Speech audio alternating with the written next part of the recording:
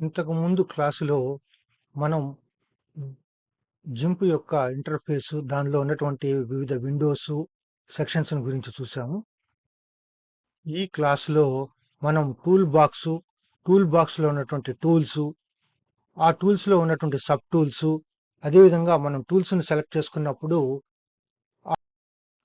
ఆ టూల్ కి సంబంధించినటువంటి టూల్ ఆప్షన్స్ ఏ విధంగా పనిచేస్తాయో ఈ క్లాసులో తెలుసుకుందాము.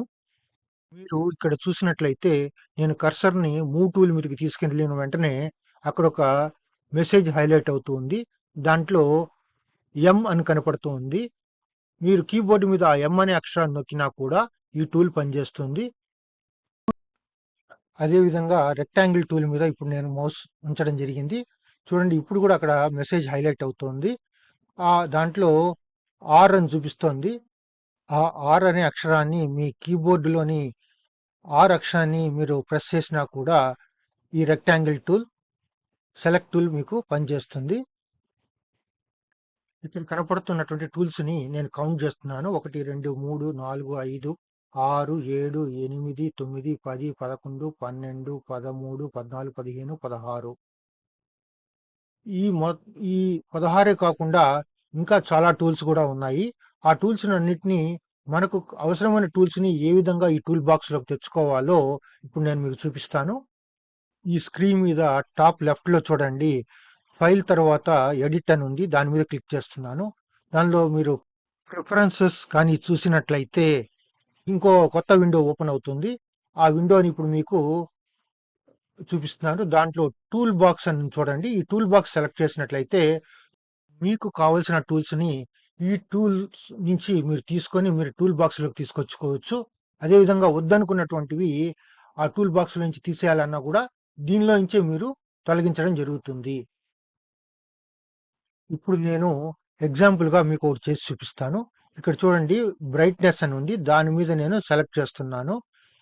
చూడండి, సెలెక్ట్ చేసిన వెంటనే టూల్ బాక్స్ లో అది కనపడుతూ ఉంటుంది. అదే విధంగా వద్దనుకున్నా కూడా మీరు దాన్ని తొలగిస్తే తొలగిపోతుంది. ఇప్పుడు మీకు కనిపించే ఐకాన్స్ అన్ని బ్లాక్ అండ్ వైట్ లో ఉన్నాయి. వాటిని కలర్ లో ఎలా మార్చుకోవాలో చూపిస్తాను. మీరు ఎడిట్ లోకి వెళ్ళి ప్రిఫరెన్సెస్ సెలెక్ట్ చేసినట్లయితే దాంట్లో ఐకాన్ థీమ్ అని కనబడుతుంది. ఐకాన్ థీమ్ లో మీరు కలర్ అని కనబడుతుంది. ఆ కలర్ ని మీరు సెలెక్ట్ చేసినట్లయితే మీ టూల్స్ అన్ని కూడా మీకు కలర్ లో కనపడతాయి. ఇప్పుడు చూడండి, పైన అక్కడ చూపిస్తోంది కలర్ లో. ఇప్పుడు నేను టూల్ బాక్స్ యొక్క ఓరియంటేషన్ ఏ విధంగా మార్చుకోవచ్చో చూపిస్తాను. ఇక్కడ కనపడుతున్న ఈ 3 చుక్కల్ని మీ మౌస్ తో పట్టుకొని లాగినట్లయితే అక్కడ చూడండి, పైన ఒకే వరుసలో మీ టూల్స్ అన్ని కనపడుతున్నాయి.